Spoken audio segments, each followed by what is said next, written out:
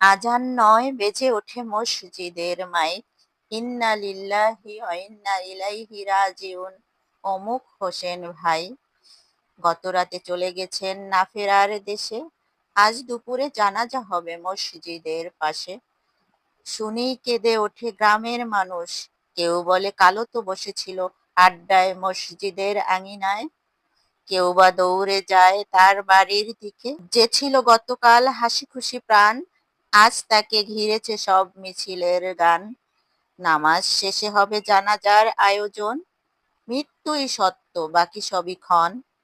ঘন্টা দুই আগেও ছিল সে আমাদের মাঝে।